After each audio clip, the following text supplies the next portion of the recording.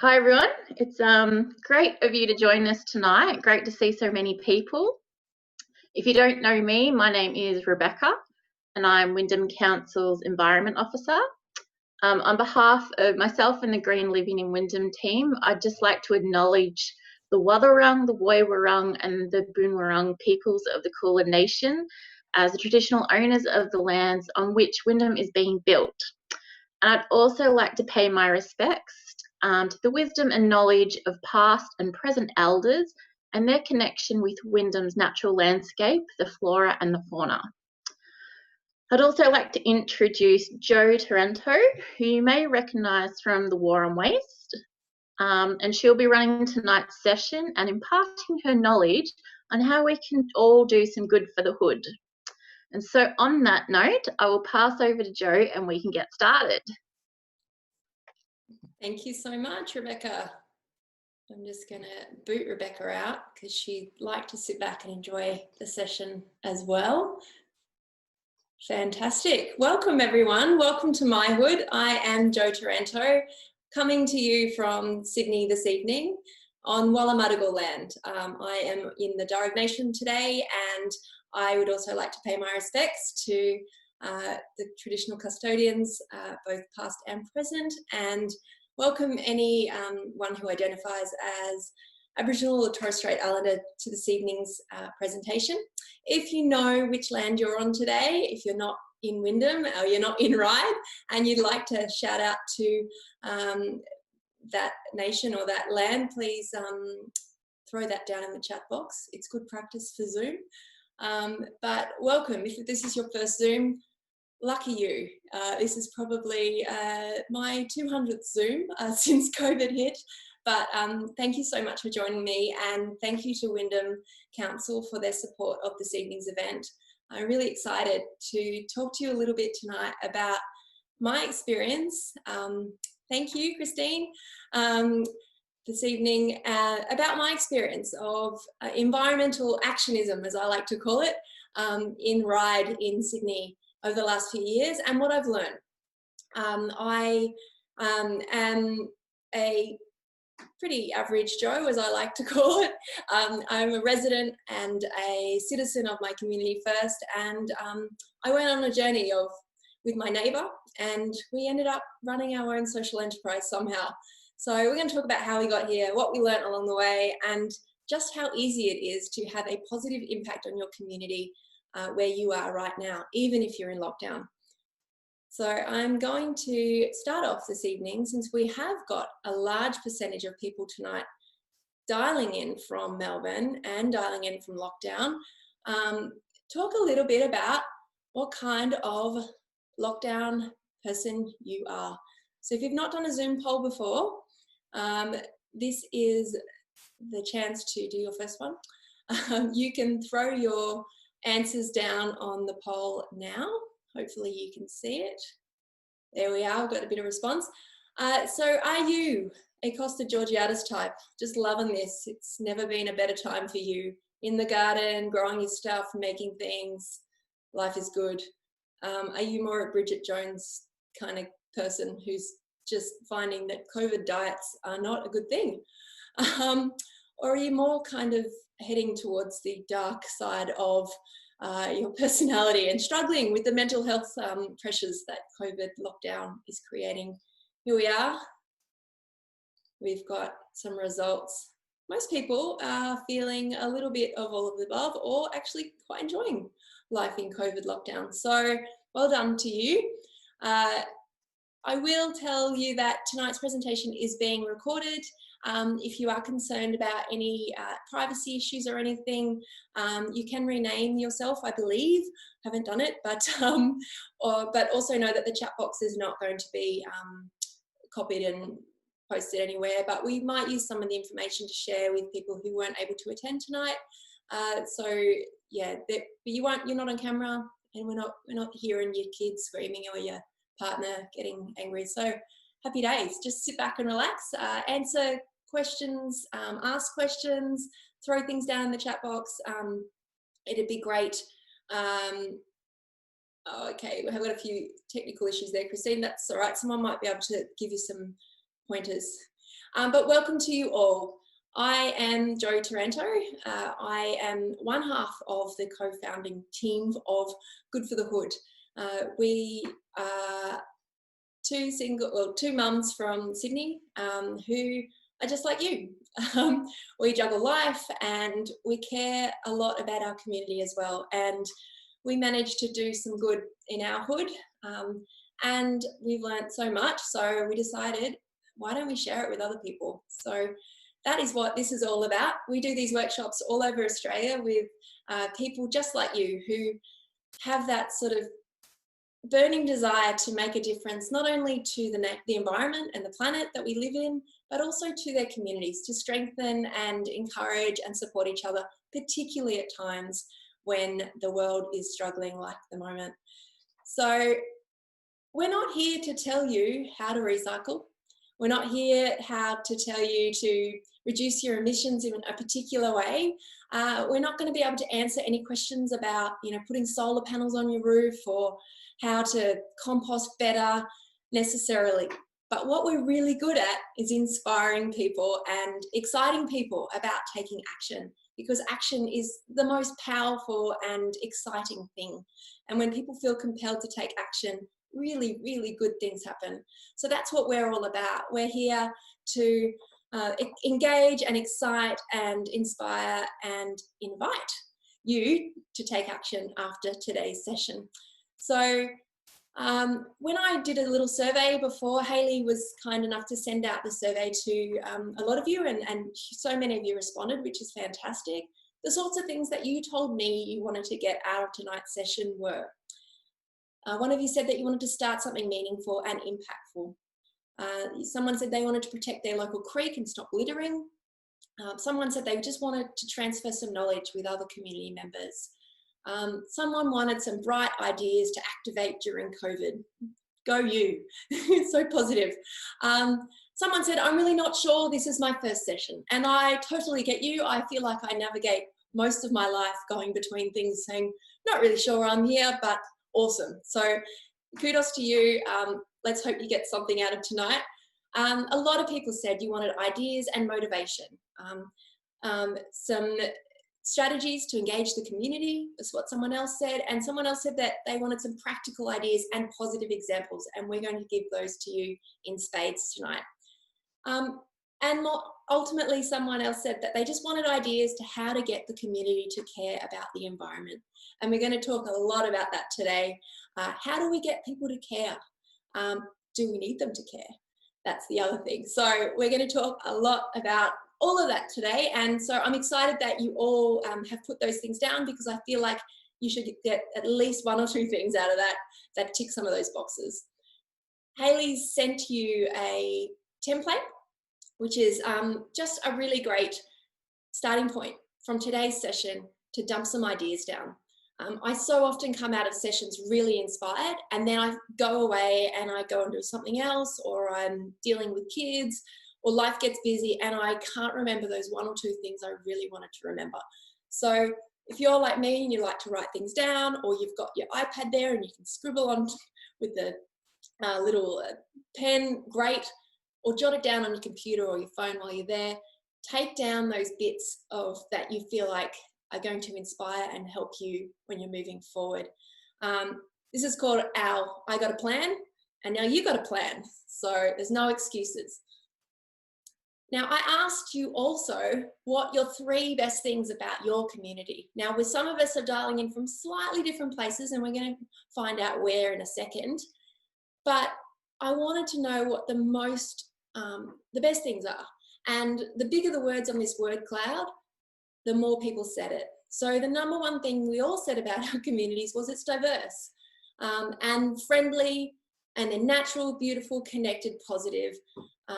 So I always like to keep this, and maybe you can screenshot this.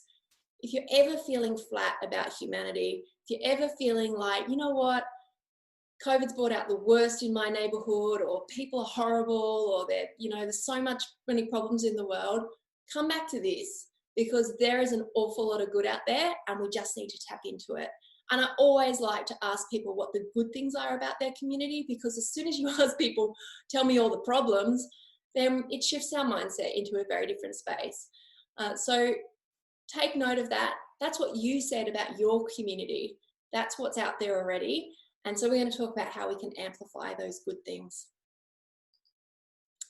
Now, I asked also where you've come from today, wherever you dialed in from, and I got you to throw down your postcodes. But what I'd like you to do now, if you can get in your chat box, is to put the suburb or area you're from, and if there was someone from your area, what would they be called? So I live in Ryde. I would either be a Rydian or a Rydewegian, Rydeneer. Where would you be? What would you be if you came from your suburb? So we believe we have people here from, oh, a Sunshinian. I like that. That sounds very positive indeed. I think we've got someone from Truganina here potentially. So is that a Trugwegian? A Mount Cottrell? We've got someone from Tarneet. We're called Westies. I love you, Jenny. You're awesome. A Point Cookie. Excellent. Very Aussie. A Wyndhamer. Yes. Oh, they sound very poetic. I like it. Werribee, definitely Westies. Go the Westies. Hoppers, kangaroos. I love it. Wyndham Valian. I like that. That's slightly colonial. Beautiful. So we've got a lot of people. You might be from, a lot of similar places, and I certainly know that you guys have been through a pretty rough time in the last, I think, is it now 6 or 8 weeks? How many weeks? Is anyone actually keeping count? Some of you have been in it a lot longer than others, and I think Rebecca mentioned that you were some of the earliest to lock down as well. So, yeah, so Westies, go Westies. Fantastic. For only 4 weeks in stage 4. Okay. All right. Fantastic. Well, we have some restrictions up here in Sydney, but nothing like Victoria. But if you have a look at someone who's living in Western Australia at the moment, it's just like what COVID. They're out there doing conferences all over the place. Don't do it, it'll make you feel sick. So I'm going to tell you a little bit about me to start, or a bit about us. So Karina and I, Karina sometimes does these sessions with me, but she's home looking after her kiddies tonight. So tonight's session, we're going to talk a little bit about us. So Karina and I and our story. We're going to give you 3 tools to try. 3 tools to walk away with today and try if you feel inspired enough to take some action. And then we're going to swamp you with some irresistible ideas. Some of those campaigns, projects, things that have been created from people just like you and I. And that should give you the little pick-me-up at the end of the session. Then we'll be taking lots of questions, comments, and then we'll be sending you off feeling positive and inspired and ready for the rest of your week. After today, if you feel like, oh, that felt really good and I feel really connected to these people and I want to keep stay in contact, we've got a couple of ways as well that you can link through if you're on social media, that you can tap into people like you all over Australia. So stay tuned for that. So I always like to start with why. As Simon Sinek said, start with why. Why are you here? And why am I here? And this is my why.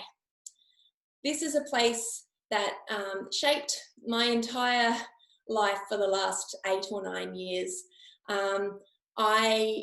It's a place called Martin Reserve in Ryde, in North Ryde, and it is a little, basically it looks like it's a stormwater drain, but it creates this beautiful natural waterway at the back of my house that I moved to in 2012.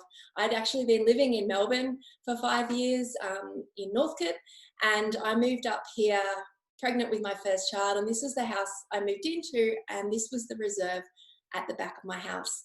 I'd always been a pretty outdoorsy sort of person, but I'd never really felt connected, and I'd been living in cities for, since I'd basically left for university. So it was a real eye-opener for me to suddenly see the birds and hear the frogs and see snakes and see, wildlife coming down into the back of my yard again. So it was with my neighbours and around on the 2 cul-de-sacs that lived between these streets that we decided that it was a beautiful place, and what if we could make it a little bit more beautiful. So we got involved in bush care, which was something I had no idea about, and it was something that I only thought really old people did. So we got involved, and my son, who by that stage was about 2, started coming down there with me as well.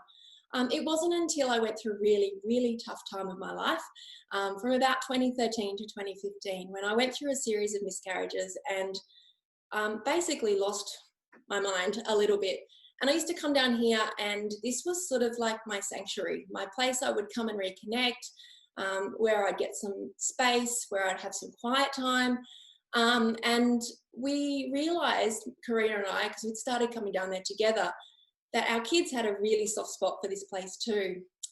And they started calling this patch of land Treasureland.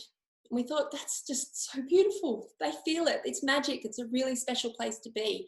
But we realized that when they were exploring, they didn't call it Treasureland because of its natural beauty. They called it Treasureland because of all the rubbish they kept finding down there.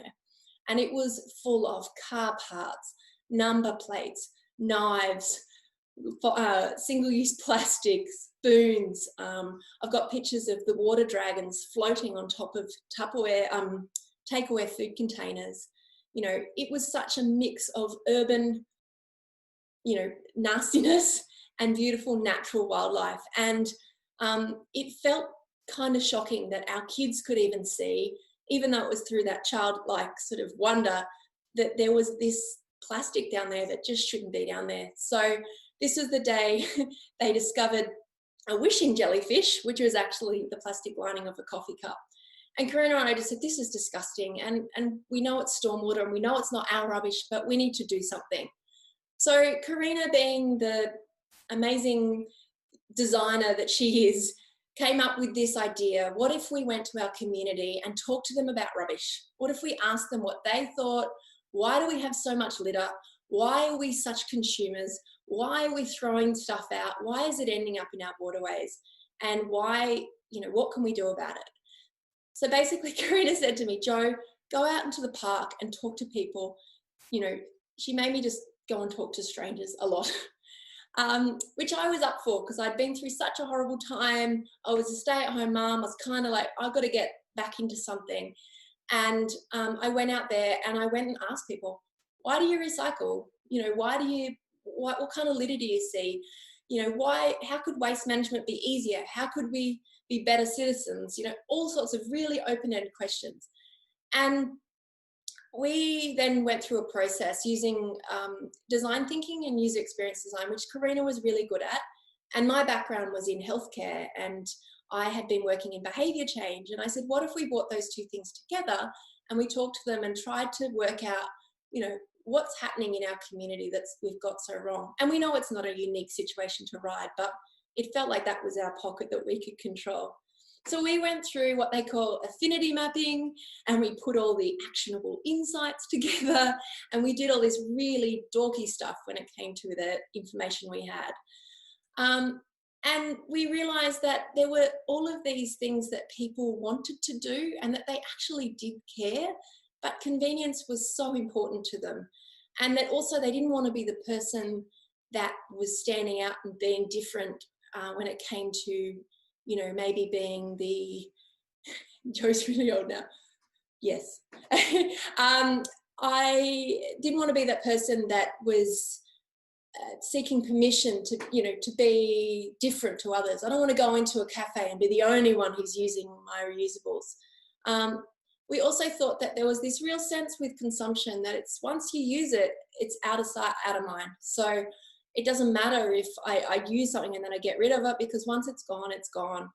A lot of people also felt that they wanted to do more for their community. And it was that time around war and waste as well.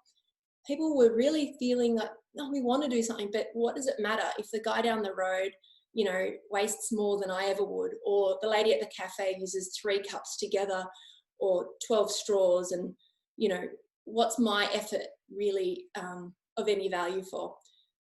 We also found that people were really confused when it came to waste management, and that, you know, recycling has got very hard, or it felt like it had got too hard. We felt that there was this real disconnect with what we do and where things ended up. So we used this as our basis. We thought, well, what can we do if we can use those information to create a campaign that's completely community run. And what if we go and speak to all the other people in our area who have buy-in to this? So we went and spoke to all of the environmental groups in our area, and there was about 3 or 4. You know, these were the traditional conservation groups and climate groups, and we spoke to council a lot. We were very annoying, but they were so supportive of us. We applied for a grant for $1,000 and they gave it to us, which was wonderful. And we said, we want to run a campaign which is community members going out and educating other community members and engaging businesses, and we'll do it all as volunteers because we care a lot, and let's see what happens. So we did, and on the first, I think it was Environment Day in 2017, we had a stall, and this is what it looked like, guys. Get excited. Ta-da! This is the start of 5 for Ride. A 5 for Ride was our campaign. It was 5 steps to waste less in our community. And we thought, what if we just went and took a bunch of rubbish down, went to the Environment Day, War and Waste is on, we can have some chats to people and ask them, you know, talk to them about what's going on. And look, we had some success. We talked about simple swaps. We had some absolute fails in the fact that our stand looks terrible. But what we realized is that we were growing. We were learning all the time. And we started going to businesses and talking to businesses. And we said, what if we can get a bunch of businesses signed up to be responsible cafes? What if we promoted them in the community? You know, what if we worked with, you know, got as much publicity about this as possible? What if we could kind of make our community care? So we got the highest number of responsible cafes signed up outside Sydney and Melbourne CBDs. We were able to get 100 cafes in our community to become responsible cafes. To this day, they are still responsible cafes. So we've checked back in and you know, that initial point of which we engaged them, they've still held on to that, which is fantastic. But what we realized also is that, you know, some of these issues are really complex, but that people do actually care a lot more than we realized. So you might think, well, that's great, Jo, good on you. So what? I guess what we've learned from our experience from that, you know, very grassroots campaign is that there's a few things that work really, really well when you're running a community-led campaign, and there's a few things that work not so well. From our experience, we realized that building relationships with the community was so essential. We realized that, you know, with a little bit of support from council and a little bit of money, a huge amount could be achieved. And for us, it was a bit of a slippery slope. Because what happened at an event that we went to is we started speaking to one of the producers from War and Waste. And they said, we love that you have not just, it's not what you've done, it's the how you've done. You've shown there's a formula to, you know, looking at an issue, going through the processes, and then coming up with a campaign or an outcome or a project. And also we realized that our positive approach was quite infectious. We might be annoying, but we were positive, and that we made people feel that they wanted to be part of it. So what we were able to do as part of the second series of War and Waste was work with ABC to develop a toolkit. So a lot of what you'll see today has come from that. It's a toolkit of the how. So I've got an idea, or I can see a problem in my community. How do I turn it from that into something that's going to change behaviours? And so that's what we did. We were part of the second series of War and Waste. From that, I was able to go on Q&A, which was bizarre and terrifying. You know, we had a lot of, I guess, success talking about communities and communities taking action at a very grassroots level. And I guess from that, all of those things, it made me realize that that's what I'm passionate about. I am very, very passionate about giving other people just like me the tools and the experience to feel empowered enough to go out there and do something positive for their community. Because obviously the benefits are not just for the environment or for each other, they're for yourself as well. And it completely changed my life, I have to say. So I now work with Good for the Hood. And this is what we do. We give people the skills. We were originally meant to run this workshop with Wyndham down, I think in May originally. And we obviously can't do that. So this is the next best thing. I would love to sit in a room with people and work through their actionable insights and their design issues and talk through the problems in their community and how do you work through that. But we've also got some online resources that people can use. Now, this wasn't through COVID, I have to say, all of that stuff. Obviously, responsible cafes, very tricky thing to do at the moment with COVID.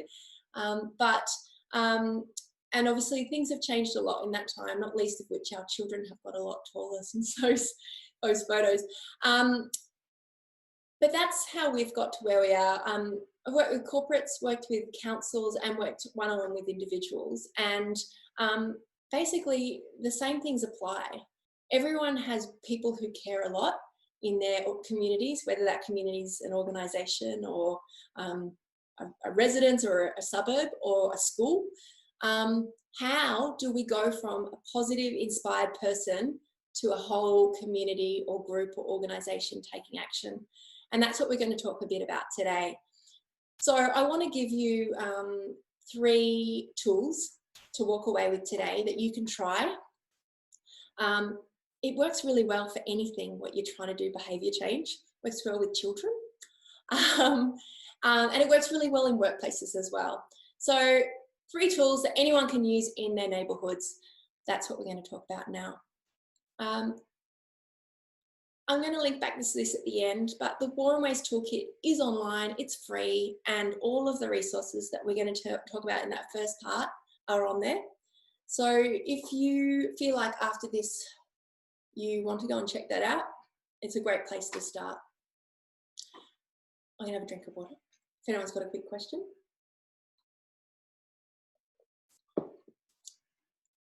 Great. All right, 3 tools. Who's ready? Everyone's ready. Great. All right. The first thing we do when we're looking at any change is understand who we're trying to change. So many times I hear people say, oh, it's just me and I care and no one else cares. And I think it's really important to recognise that actually a lot of people care. We've just finished working on the second Fight for Planet A, or sorry, the first season of Fight for Planet A. I don't know if there's going to be a second season, but Fight for Planet A, our climate challenge, was just on ABC. If you haven't seen it, well worth a look on iView. And we kept hearing these people that so many people don't believe in climate change. And we went and looked at it and it's like, actually, most people are very concerned about climate change. So I think it's really important we understand when you're talking about most or all, or that you understand that there's a large percentage of people out there who are really looking for someone to take action and they'll follow. So I think that's an important thing to understand. We're also going to talk about a bit about a bad ideas party, which is just the best way to come up with the worst and best ideas. And then the how might we strategy, which is just a really beautiful way of approaching any problem you come up with. These all come out of user experience design and design thinking. Again, if you're ever looking to do some courses through work, such fantastic ways of approaching problems, especially environmental problems. All right, let's talk about people, humans. The first thing you need to know about humans when it comes to behaviour change is you do not need everyone to be on board.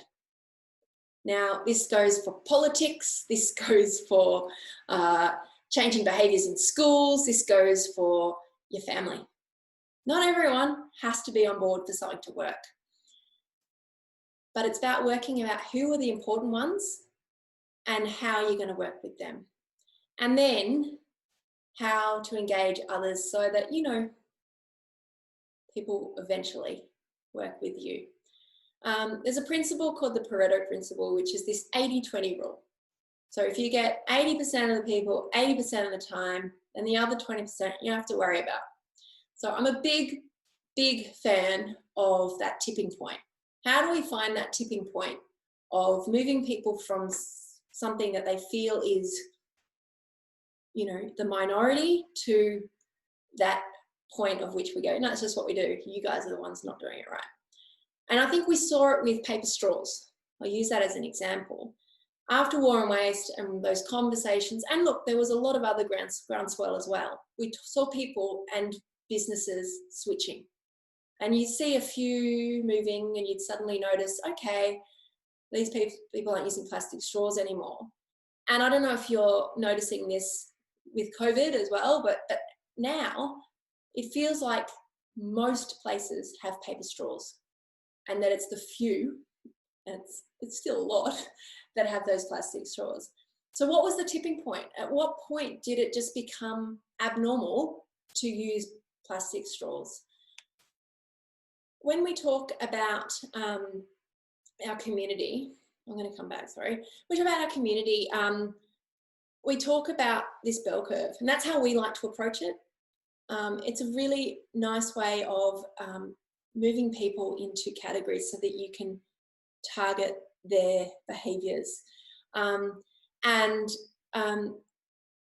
When we started looking at litter in our community, we were thinking, well, no one cares about litter. It's such a, you know, even the environmentalists think it's just one issue. It's not the big picture of all the issues. But once we started talking to people, we realised that most people care about litter. And this went for real estate agents, chambers of commerce, politicians, principals, teachers, youth, landowners, strata managers. They all hate litter. I don't know one person who likes litter. So then we started thinking about this whole issue of single-use plastic. And while our motivation was to stop it going in the creek, most people's motivation was something slightly different. And that's when we need to understand that sometimes you don't have to get people to care about the environment. You just have to solve the solution to the problem that they have. So for real estate agents, litter reduces the land value or reduces the property prices of the streets they're selling houses on. There's all this data and research to show that it can reduce the final dollar value of a house on a street. So of course they care about it. It's not because they care about the environment, but they care about that impact. Is it wrong or is it right? I don't think that's for us to say. But if they care about litter, awesome.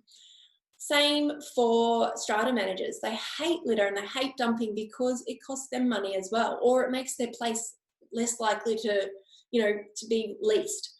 Principals hate it because it attracts graffiti and it makes people, you know, participate in antisocial behaviour. So sometimes you need to understand what other people's motivation is.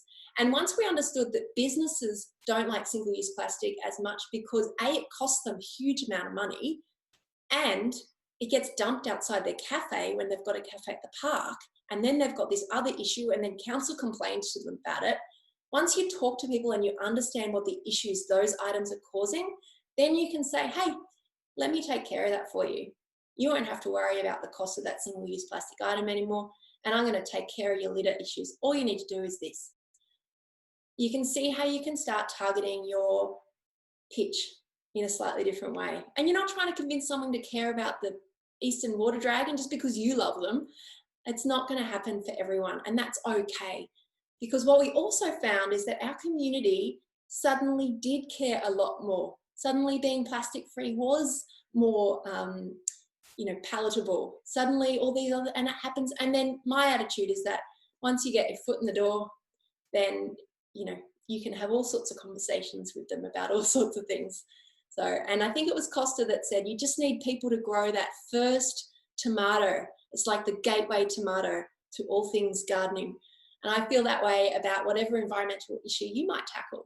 Because if you do it the right way and you're inclusive and positive and inspiring, people will just want to hang out. And then you got all the world to talk about, you know, all those other issues which you're passionate about. So here's your community.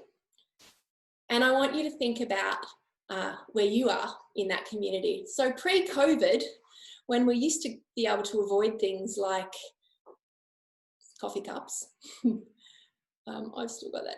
Sorry, I've still got that thing that pole there, don't I? I want to know where you sat. Were you someone who always used a reusable cup? Were you someone who mostly used it when you remembered it on a good day? Were you someone who used it when you saw other people, or if you kind of had someone else got you one, but you wouldn't actually leave the house to go out? Or were you someone who just thought it was the most ridiculous thing ever and whatever? I'm not even talking about reusable cups today. No judgment, because this is not actually about the what, it's about the how and the why. Beautiful. A few more. Let's finish up the poll. Obviously, in a world where we could still do that.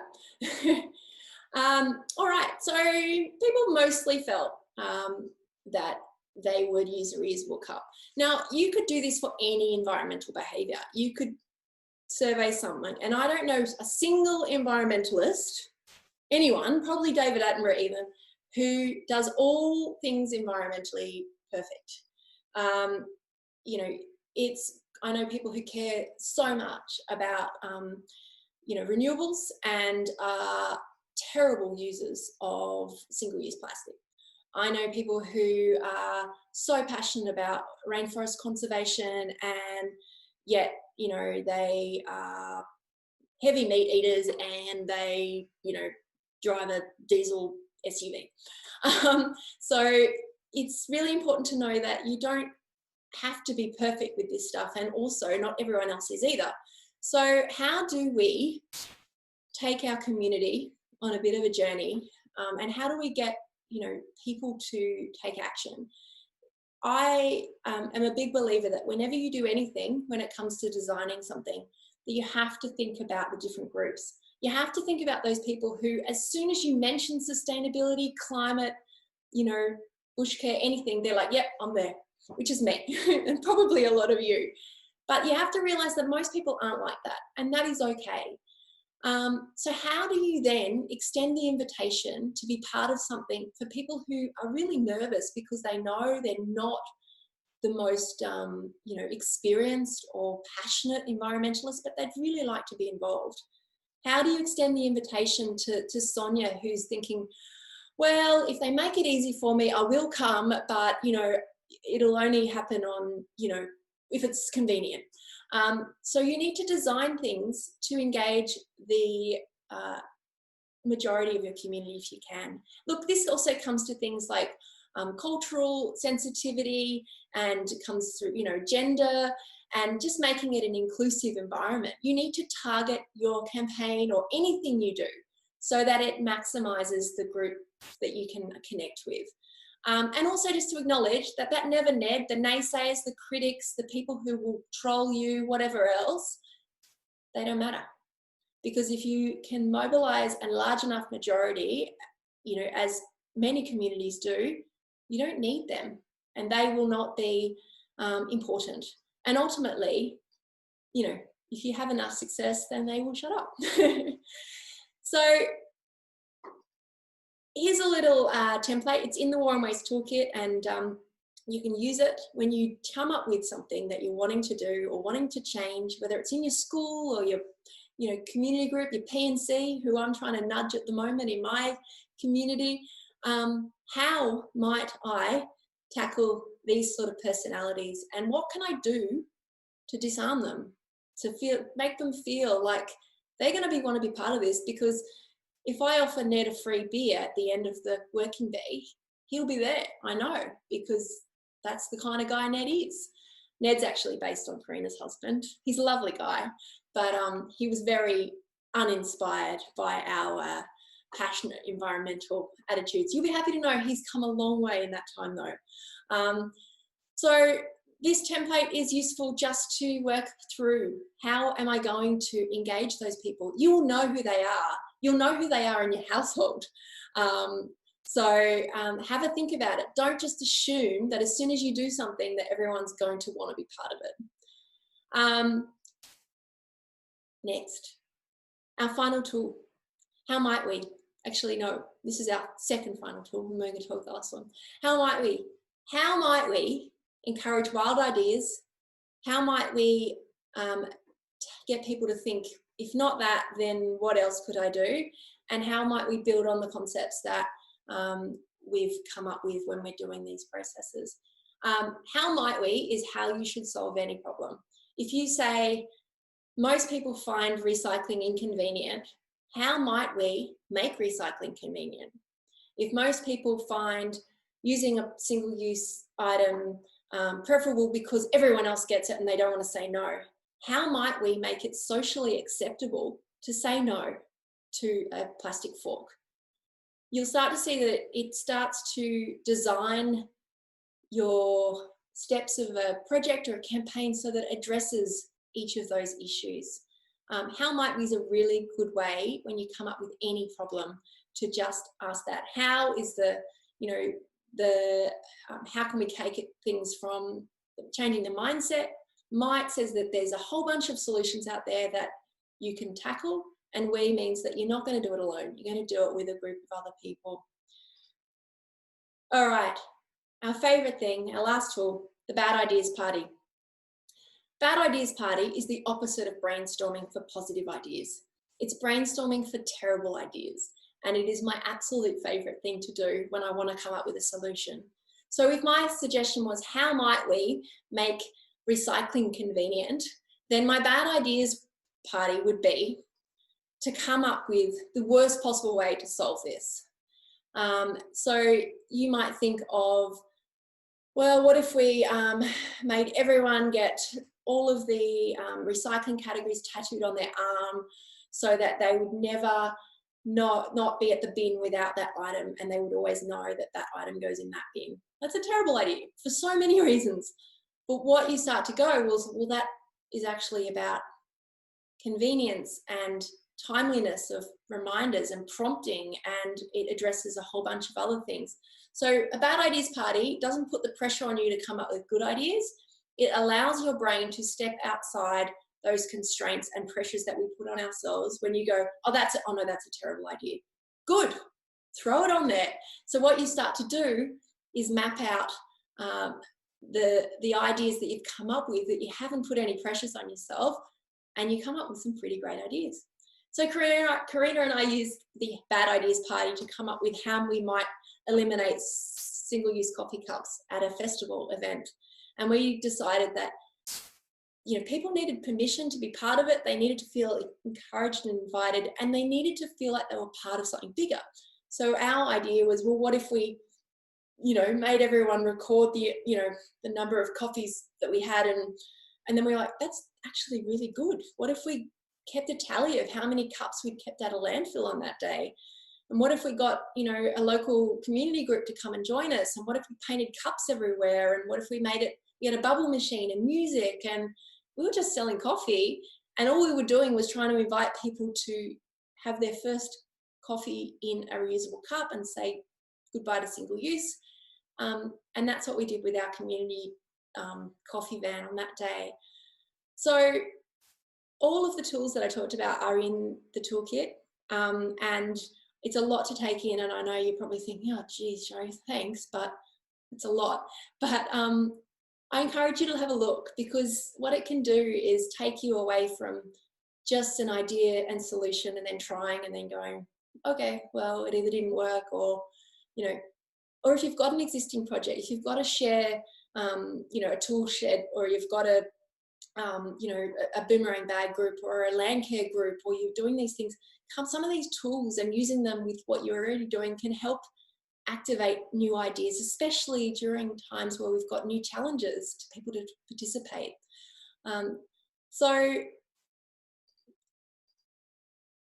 I'm now going to give you some of the bits that I like the most, which is some of those irresistible ideas that other people have done, that have enabled them to really change shape, inspire, connect their community in really positive ways for the environment.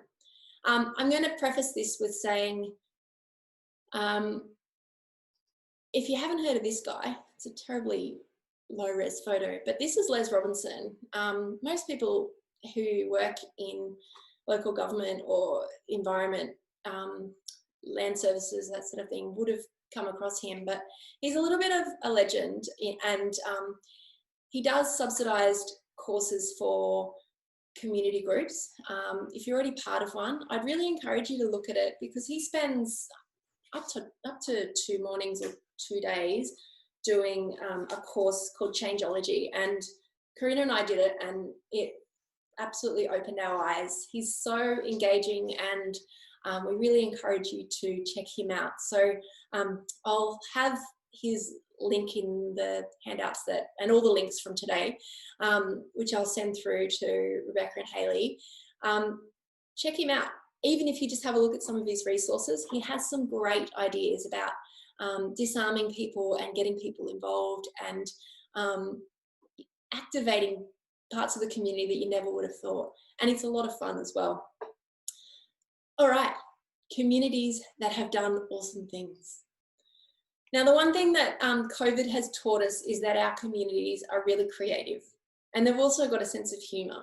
And I think sometimes when we're coming up against big problems in our community, when it comes to the environment, we assume that we have to be serious and sensible and give the environment the respect that it deserves, which you would think makes all the sense in the world. Although when you look at the way we're sold things and the way we're convinced to buy things, that's not how it's done at all. We've been marketed to, and we've been inspired and, told about all these other things about consumption. If we're trying to address the problem of, the way that we live in this world in a way that is, not as equally as compelling, then we're never going to change people's behaviour. So never underestimate the power of positive, humorous, light-hearted, engaging campaigns, activities, and not because the issues aren't important or big, but because they are important and big, you need people to care about them, and that is how you get people engaged. So the Teddy Bear Project and the windows showed that people have a real need to see that other people are in this together. The bin ISO outings, when everyone got dressed up and put their bins out, I've never seen a group on Facebook explode more quickly. Millions of people all over the world sharing photos of them dressed up, and portrait photos as well, dressing up with their family in ridiculous costumes and taking photos on the street. If that doesn't tell you something about what our communities are like, then maybe this will. So don't underestimate the power of positive, engaging, and humorous activities to get people on board. Never been a better way to educate people about what goes in the bin than dressing up as, a stormtrooper. The other thing I really love is what's been happening in it's not just my community, but I've seen it a lot in my community. So we've got a painted rock project. So a lot of local families paint rocks and put them in the parks. I'm sure they do it all over. But they're really beautiful messages, and it's all about nature play for kids, getting them out there and getting engaged. I really loved the way that the communities took to chalk art. I'm not sure if that's happened again in Melbourne at the moment. Probably not allowed out to do it, but even in doing it on your own driveway, again, it shows you that need to connect with people, to send a message in a way that's different. It's also about spending time, and I love that idea of, same with boomerang bags, spending that time knowing that I've spent 40 minutes sewing this bag for you so that you can use it because I care about you and I care about our planet. Also love the walking trails that people have been setting up. We've only got an hour a day to get out there, then let's take people on a journey and let's tell a story for the kids. So I think, if nothing else, what I've seen about the communities is that we're not only really funny, but we are really creative. So don't let that go. If you've got an idea, please use humour. Please understand that that is such a great way to connect people. It's the way to get people to talk about these topics. It's far more effective than saying, did you know that by 2050 there'll be more plastic than fish in the sea? Great, that's horrifying. What do you want me to do about it? And I hear it all the time, these stories and statistics that just terrify me. Terror and fear does not make me want to do something.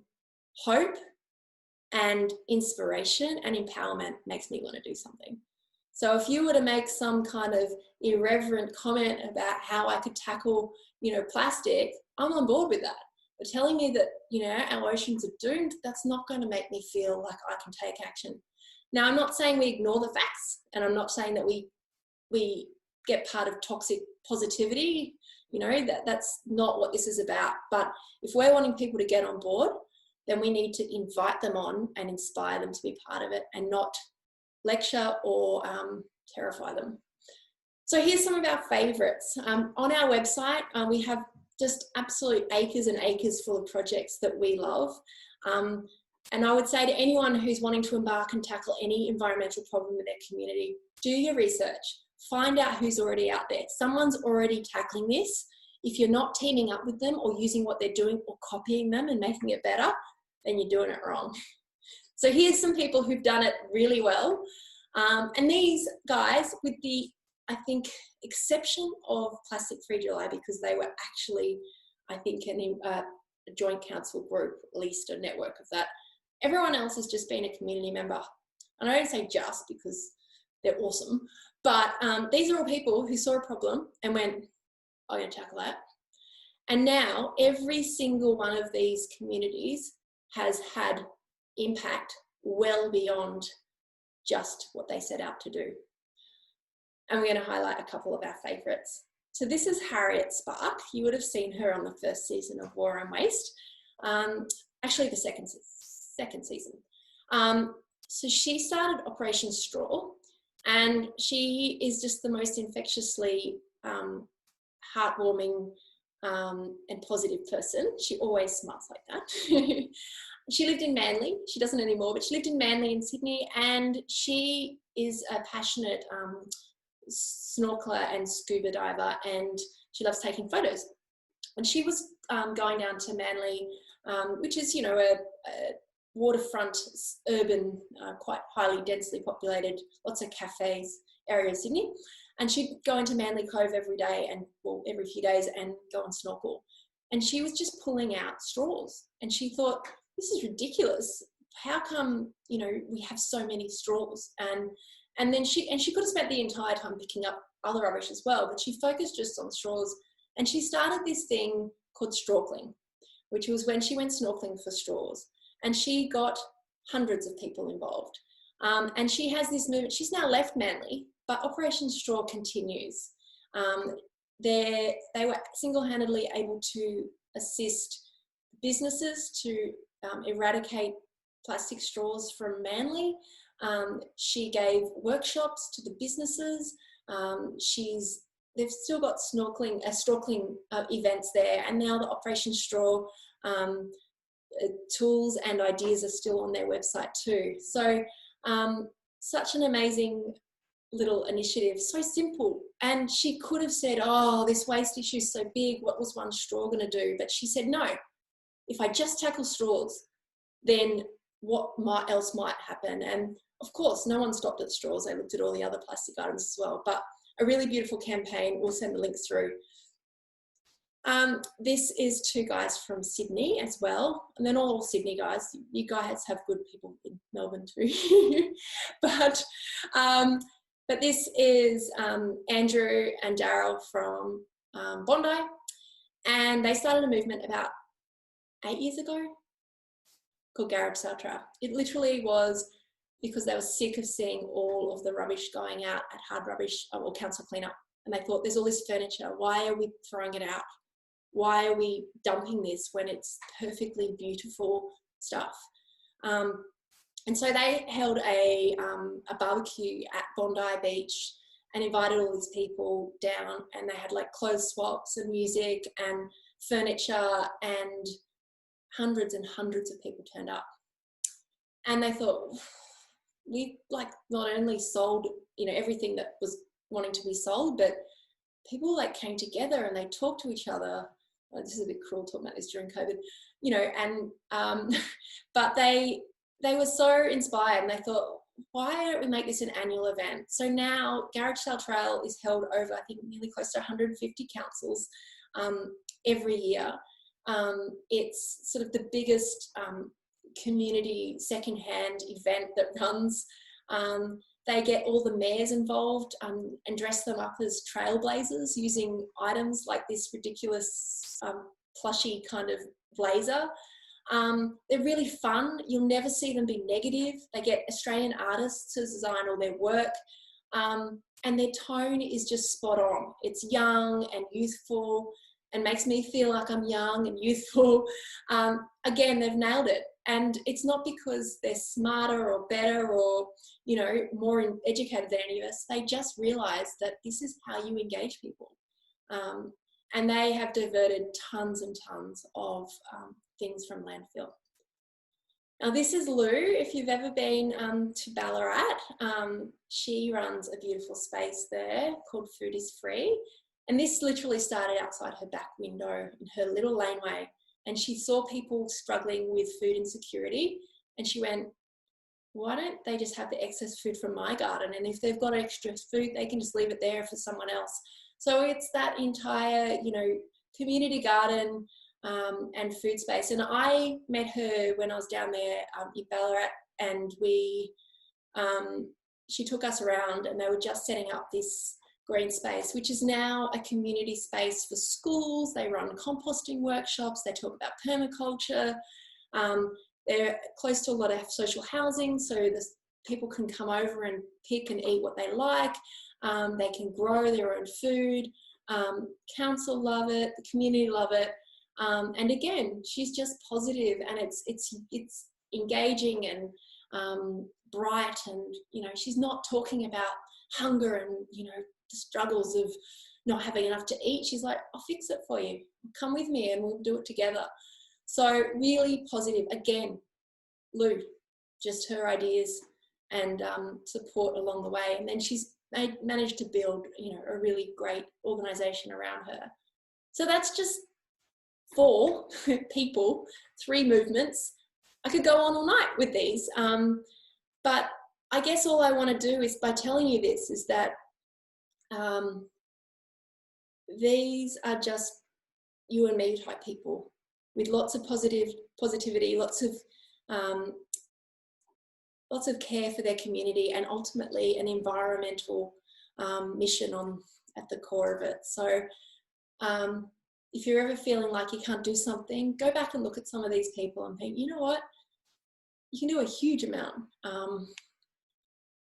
Now here's some other resources that I'm going to send to you too with links. This first one is again created by Les Robinson, and the second one is about human-centered design, and it's just got some great tools and ideas.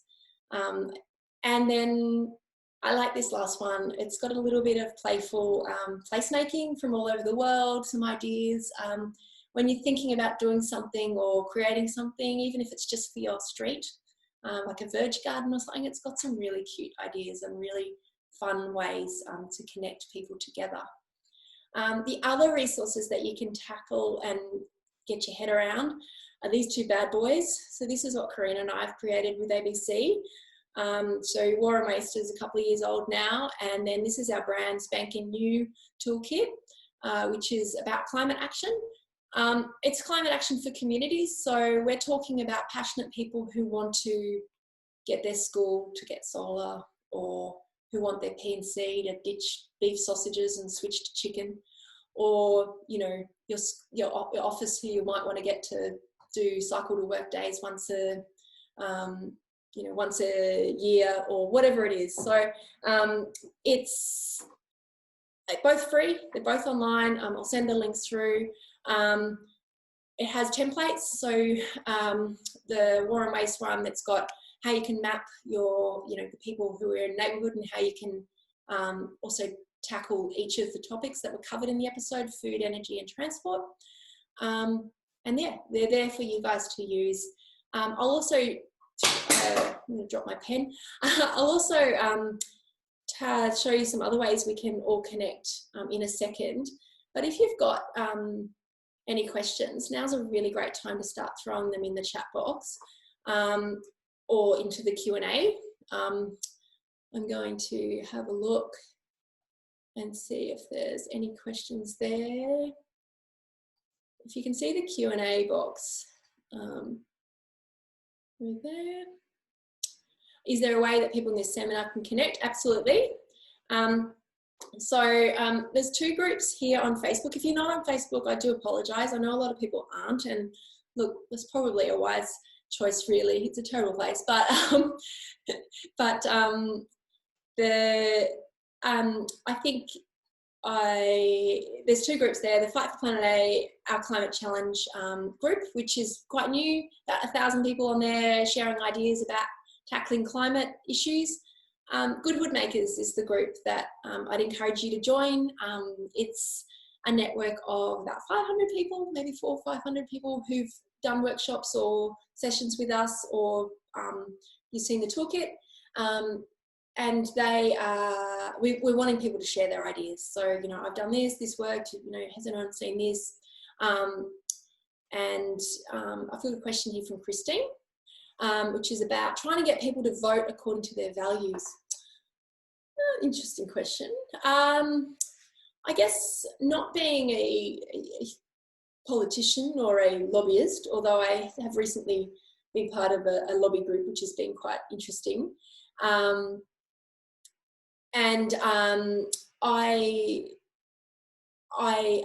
guess my attitude to that would be that people do vote for their values.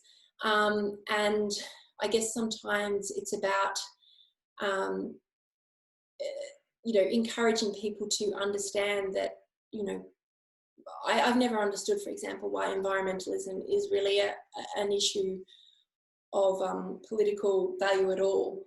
For me, it's not a political issue, and I think that making something a political issue is, you know, in itself limiting what we can do. And I think there's a lot of groups across both sides of politics which believe in climate action and believe in managing waste better and all of those things. So my attitude would be to explore maybe joining some groups with like-minded people, also understanding that, you know, we need to work with people in the middle. I mean, ultimately, that's where politics is played.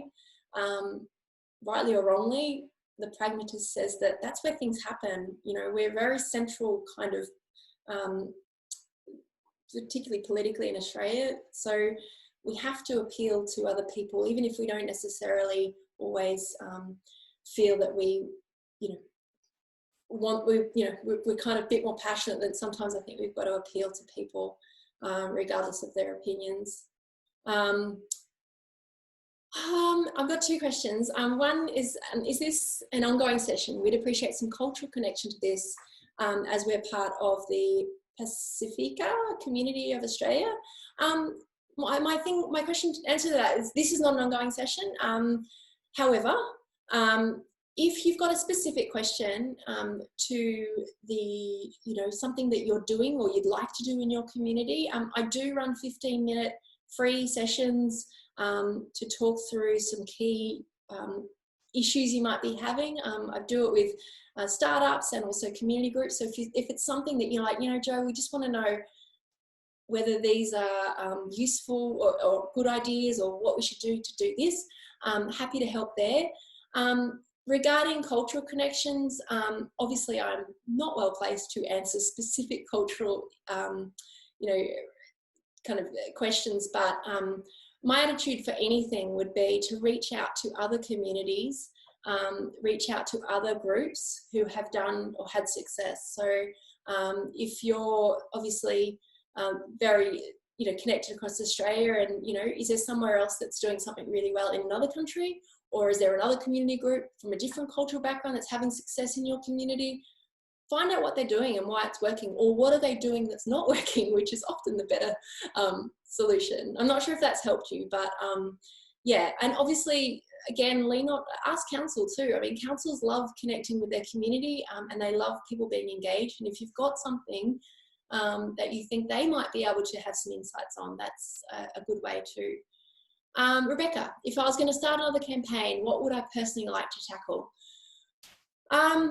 Yeah, I guess, Rebecca, I'm quite passionate about climate action at the moment, as I know a lot of people are. My personal mission at the moment is to, in my own community, is to get both my son's daycare and my son's school to take more action. So I volunteered some time with both of them at the moment to tackle food waste in the daycare and solar at my son's school. So I guess they're my personal projects.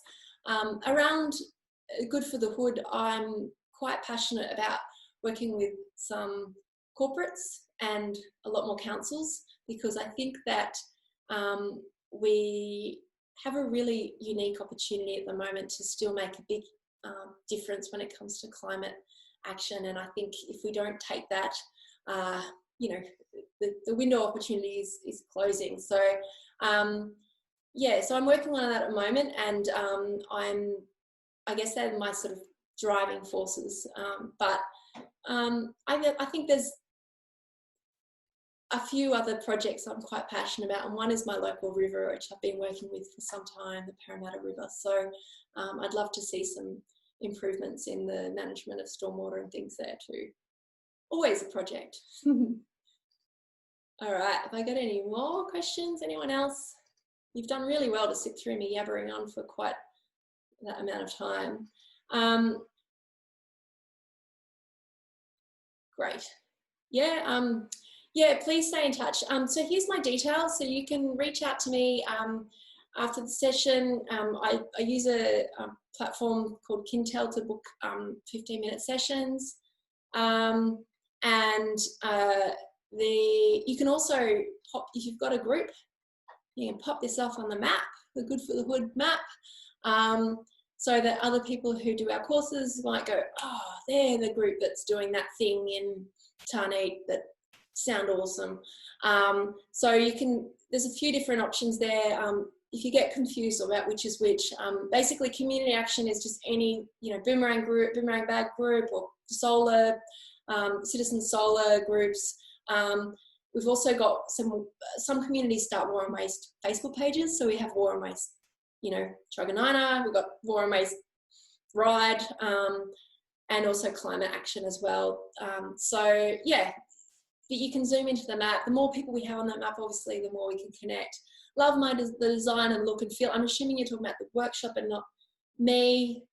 This is all smoke and mirrors. The PowerPoint presentation and all our design work's put together by a beautiful girl called Catfish, or Kath Leach, and she works with social enterprises all about the environment. So she does some fantastic designs, and she's helped us a lot. So that's her vibe. If you look at her, so Catfish Creative is her website. You'll see she's got quite a distinctive style, and we just like her because she's just a massive advocate for the environment as well.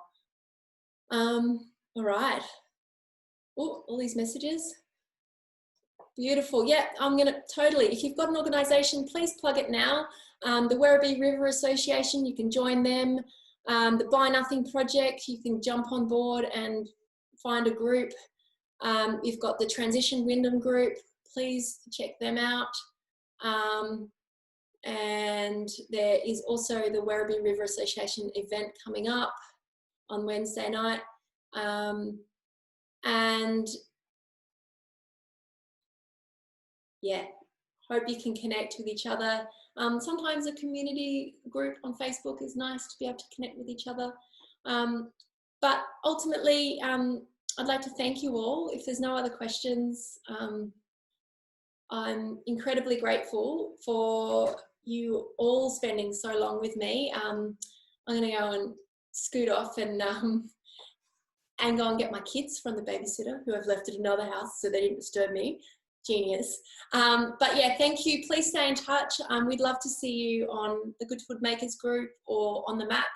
And thank you so much, Rebecca and Hayley and the City of Wyndham for their really wonderful support at such a tough time for COVID, with so many events cancelled. It was really great to still be able to do this with you all. And yeah, don't underestimate what you guys can do.